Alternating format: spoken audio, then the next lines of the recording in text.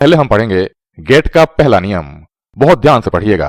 Gate का पहला नियम यह है कि अगर किसी हिंदी वाक्य के बीच में कोई हो शब्द आता है तो उसके अंग्रेजी अनुवाद में गेट लगाया जाता है।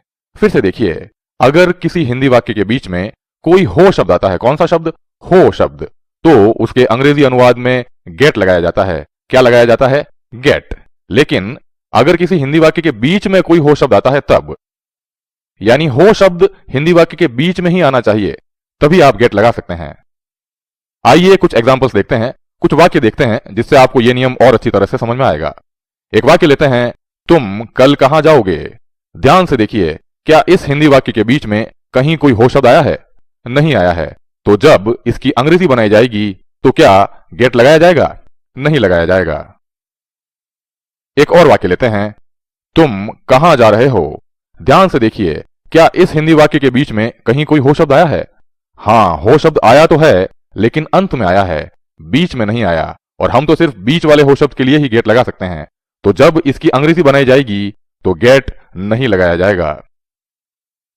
एक और वाक्य लेते हैं, मैं रोज लेट हो जाता हूं। ध्यान से देखिए, क्या इस हिंदी वाक्य के बीच में कहीं कोई हो शब्द आया है? हां, हो शब्द बीच में ही आया है, मैं रोज लेट हो जाता हूं। तो जब इस वाक्य की अंग्रेजी बनाई जाएगी तो गेट जरूर लगाया जाएगा।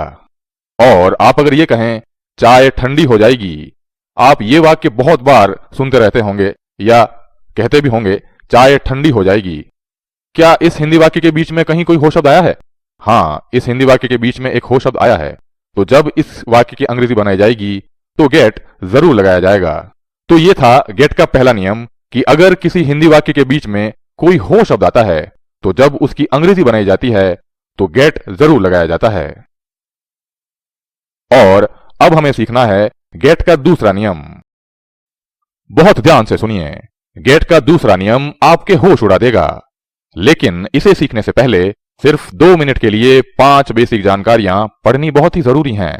और हो सकता है कि ये जानकारियां आपने पहले भी पढ़ी होंगी, लेकिन इन्हें यहां पर दोहराना बहुत ही जरूरी है, और ये जानकारियां आपके आगे भी बहुत काम आएंगी।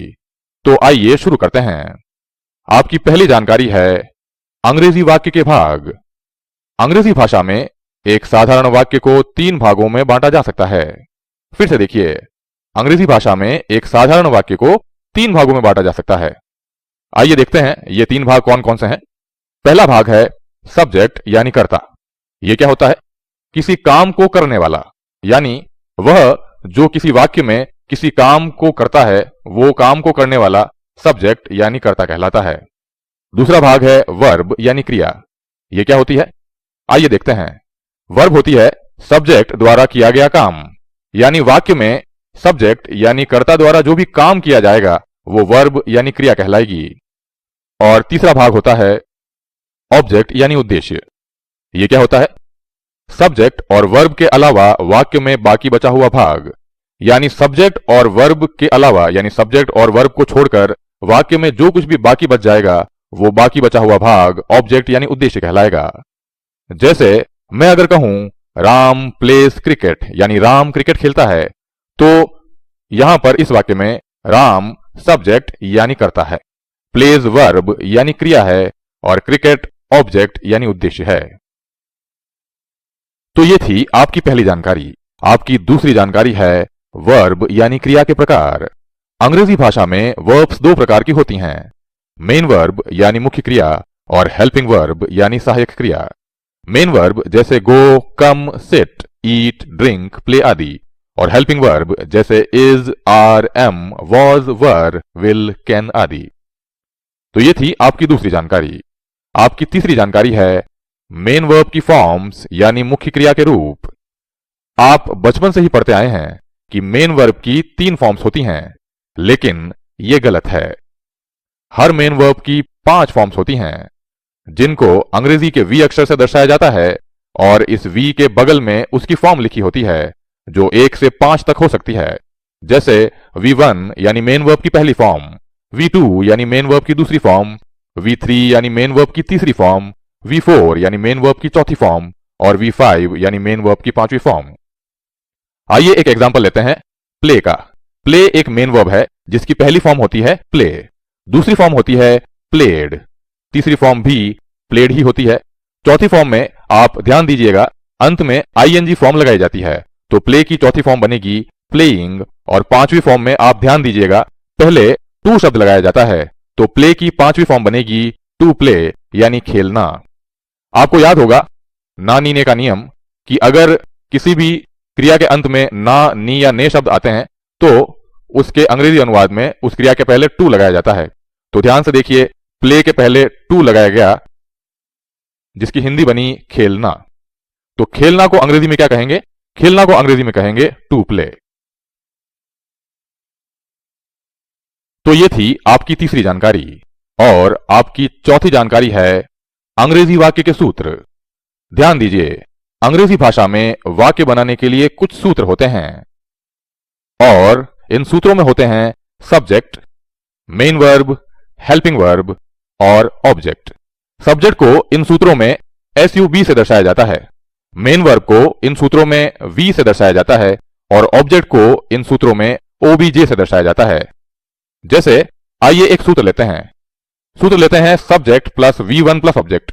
ध्यान से देखिए, इस अंग्रेजी भाषा के सूत्र में यानी अंग्रेजी वाक्यों के सूत्रों में से एक सूत्र है ये। तो इस सूत्र में सबसे पहले सब्जेक्ट आया है, यानी सूत्र की शुरुआत सब्जेक्ट से हुई है। उसके बाद में V1 यानी मेन वर्ब की पहली फॉर्म आई है और फिर ऑब्जेक्ट आया है। एक और सूत्र लेते हैं, subject plus is plus V4 plus object. ध्यान से देखिए, इस सूत्र की शुरुआत भी सब्जेक्ट से हुई है, लेकिन उसके बाद में एक हेल्पिंग वर्ब आई है, जबकि ध्यान से देखिए ऊपर वाले सूत्र में कोई भी हेल्पिंग वर्ब नहीं आई थी। हेल्पिंग वर्ब के बाद में एक मेन वर्ब आई है और वो भी चौथी फॉर्म V4 और अंत में ऑब्जेक्ट आया है।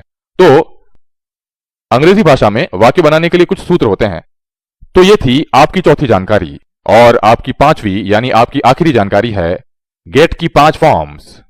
हमने अभी गेट का पहला नियम सीखा था कि अगर किसी हिंदी वाक्य के बीच में कोई हो शब्द आता है तो जब उसकी अंग्रेजी बनाई जाती है तो गेट लगाया जाता है। और मैं अब आपको यह बताना चाहूंगा कि गेट भी एक मेन वर्ब है, तो गेट की भी 5 फॉर्म्स बनेंगी। आइए देखते हैं गेट की 5 फॉर्म्स। ध्यान से देखिए, गेट की पहली फॉर्म होती है गेट, दूसरी फॉर्म होती है गॉट, तीसरी फॉर्म भी गॉट ही होती है, चौथी फॉर्म में आपको पता है कि ING फॉर्म लगाई जाती है अंत में, तो गेट की चौथी फॉर्म बनेगी गेटिंग। और पांचवी फॉर्म में आपको पता है कि पहले टू शब्द लगाया जाता है, तो गेट की पांचवी फॉर्म बनेगी टू गेट यानी होना। ध्यान से देखिए, टू गेट यानी होना। आपको पता है कि अगर हो शब्द आता है किसी वाक्य के बीच में तो गेट लगाया जाता है, लेकिन आपको यह भी पता है कि अगर ना, नी, ने आता है अंत में तो टू लगाया जाता है। तो अगर होना शब्द की अंग्रेजी बनानी होगी तो ध्यान से देखिए, इसमें हो शब्द भी आया है और ना शब्द भी आया है, तो ना के लिए टू लगेगा और हो के लिए गेट लगेगा और होना शब्द की अंग्रेजी बनेगी टू गेट। तो ये जो होना है यानी ये जो टू गेट है, ये गेट की पांचवी फॉर्म है, क्योंकि पांचवी फॉर्म में ही तो टू लगाया जाता है। तो ये थी आपकी 5 जानकारियां। और अब आप पूरी तरह से तैयार हैं गेट का दूसरा नियम सीखने के लिए, जो आपको यह सिखाएगा कि गेट को अंग्रेजी वाक्यों में कहां और कैसे लगाया जाता है। लेकिन इस नियम को पूरी तरह से समझने के लिए आपको यह वीडियो अंत तक देखना पड़ेगा। तो आइए शुरू करते हैं, सीखते हैं गेट का दूसरा नियम। गेट का दूसरा नियम यह है कि गेट को अंग्रेजी वाक्य के सूत्र में मेन वर्ब यानी V के स्थान पर लगाते हैं। गेट को कहां लगाते हैं? गेट को अंग्रेजी वाक्य के सूत्र में मेन वर्ब यानी V के स्थान पर लगाते हैं। जैसे ये एक सूत्र है subject plus V1 plus object, तो इस सूत्र में मेन वर्ब कहां है? ये रही V1। और एक और सूत्र लेते हैं subject plus is plus V4 plus object. अब इस सूत्र में मेन वर्ब कहां है? ये रही V4 यानी मेन वर्ब की चौथी फॉर्म। तो गेट को अंग्रेजी वाक्य के सूत्र में मेन वर्ब यानी V के स्थान पर लगाते हैं। ये अंग्रेजी वाक्य के सूत्र हैं और ये मेन वर्ब्स हैं, तो गेट को हम कहां लगाएंगे? अंग्रेजी वाक्य के सूत्र में मेन वर्ब के स्थान पर, यहां पर V1 के स्थान पर और यहां पर V4 के स्थान पर। और एक बात और ध्यान दीजिए, अंग्रेजी वाक्य के सूत्र में मेन वर्ब यानी V की जो भी फॉर्म होगी गेट की भी वही फॉर्म लगाएंगे। यानी ध्यान से देखिए, इन दोनों सूत्रों में ऊपर वाले सूत्र में V1 है यानी मेन वर्ब की पहली फॉर्म है और दूसरे वाले सूत्र में V4 यानी मेन वर्ब की चौथी फॉर्म है। तो अंग्रेजी वाक्य के सूत्र में मेन वर्ब यानी V की जो भी फॉर्म होगी गेट की भी वही फॉर्म लगाएंगे। यानी आपको पता है गेट की 5 फॉर्म्स होती हैं। गेट की पहली फॉर्म होती है गेट, दूसरी फॉर्म होती है गॉट, तीसरी फॉर्म भी गॉट ही होती है। चौथी फॉर्म में आईएनजी लगाया जाता है तो चौथी फॉर्म होती है गेटिंग, और पांचवी फॉर्म में टू लगाया जाता है तो पांचवी फॉर्म होती है टू गेट। तो अंग्रेजी वाक्य के सूत्र में मेन वर्ब की जो फॉर्म होगी गेट की भी वही फॉर्म लगाएंगे। जैसे इस सूत्र में V1 है, मेन वर्ब की पहली फॉर्म है, तो गेट की भी पहली फॉर्म लगाएंगे। गेट की पहली फॉर्म क्या होती है? गेट होती है। और इस सूत्र में V4 है, यानी मेन वर्ब की चौथी फॉर्म है, तो गेट की भी चौथी फॉर्म ही लगाएंगे। गेट की चौथी फॉर्म क्या होती है? गेटिंग। तो क्या लगाएंगे? गेटिंग। तो यह है गेट का दूसरा नियम कि गेट को हमेशा अंग्रेजी वाक्य के सूत्र में मेन वर्ब यानी वी के स्थान पर लगाते हैं, और मेन वर्ब की जो भी फॉर्म उस सूत्र में होगी गेट की भी वही फॉर्म लगाएंगे। तभी पहले सूत्र में आपने गेट लगाया और दूसरे सूत्र में V4 थी तो आपने गेटिंग लगाया। और आइए अब हम गेट के पहले और दूसरे नियम को एक साथ काम में लेते हुए कुछ वाक्य बनाते हैं, जिससे ये दोनों नियम आपको और अच्छी तरह से समझ में आएंगे। एक वाक्य लेते हैं, मैं रोज लेट हो जाता हूं। ध्यान से देखिए, इस हिंदी वाक्य के बीच में एक हो शब्द आया है और गेट का पहला नियम क्या कहता है? गेट का पहला नियम यह कहता है कि अगर किसी हिंदी वाक्य के बीच में कोई हो शब्द आता है तो जब उसकी अंग्रेजी बनाई जाती है तो गेट लगाया जाता है। तो जब इस वाक्य की अंग्रेजी बनाई जाएगी तो गेट जरूर लगाया जाएगा। अब आइए इस हिंदी वाक्य की अंग्रेजी बनाते हैं। एक सूत्र लेते हैं, subject plus V1 plus object, और अब हम इस सूत्र के अनुसार इस हिंदी वाक्य की अंग्रेजी बनाएंगे। आपको अभी यह सोचने की जरूरत नहीं है कि यह सूत्र कहां से आया और कैसे बनाया गया। यह मैं आपको आगे सिखाऊंगा बहुत विस्तार से और बहुत आसानी से। अभी तो सिर्फ गेट के नियमों पर ध्यान दीजिए। मैं रोज लेट हो जाता हूं, हो शब्द लगा है तो गेट को जरूर लगाया जाएगा जब इसकी अंग्रेजी बनाई जाएगी। और गेट को कहां लगाया जाता है यह आपको बताता है गेट का दूसरा नियम। गेट का दूसरा नियम आपको यह बताता है कि गेट को हमेशा अंग्रेजी वाक्य के सूत्र में मेन वर्ब यानी वी के स्थान पर लगाया जाता है, और सूत्र में मेन वर्ब की यानी अंग्रेजी वाक्य के सूत्र में मेन वर्ब की जो फॉर्म होगी गेट की भी वही फॉर्म लगाएंगे। तो इस सूत्र में मेन वर्ब की पहली फॉर्म है तो गेट की भी पहली फॉर्म लगाई जाएगी। गेट की पहली फॉर्म क्या होती है? गेट की पहली फॉर्म होती है गेट। अब आइए वाक्य बनाते हैं, मैं रोज लेट हो जाता हूं। इसको इस सूत्र के अनुसार अंग्रेजी में बदलते हैं।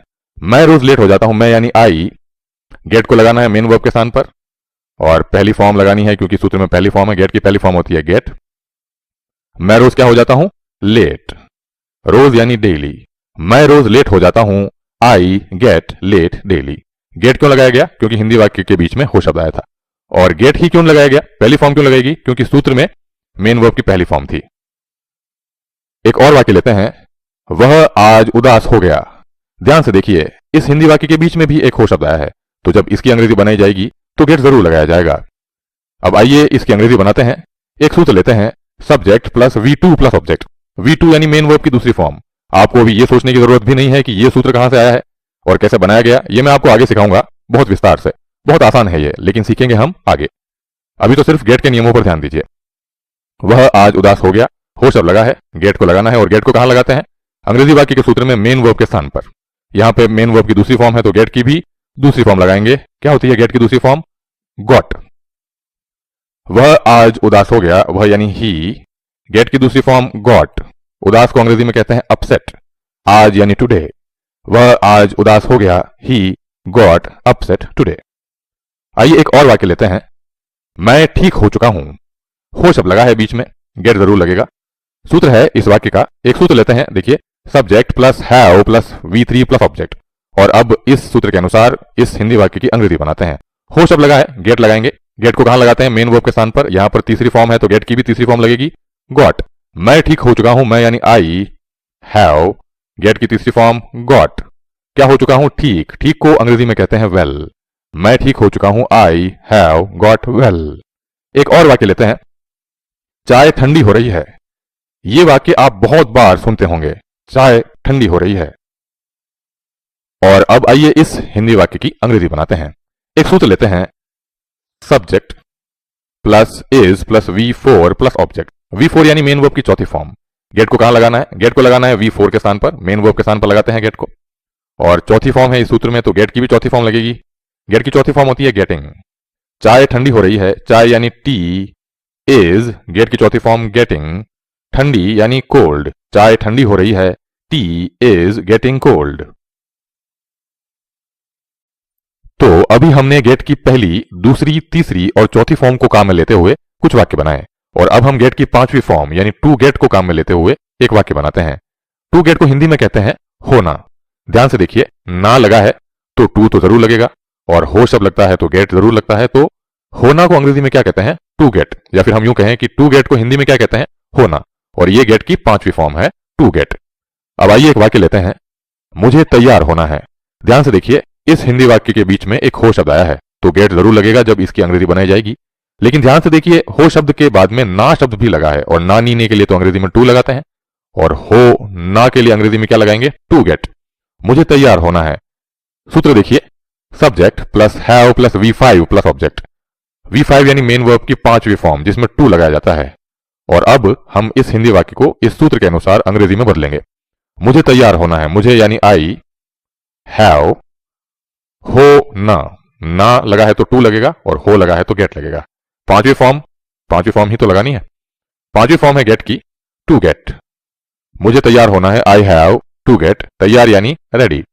मुझे तैयार होना है, I have to get ready.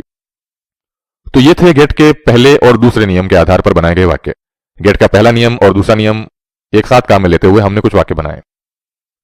पहला नियम यह कहता है कि अगर हो शब्द लगे किसी हिंदी वाक्य के बीच में तो आप गेट लगाइए अंग्रेजी वाक्य में।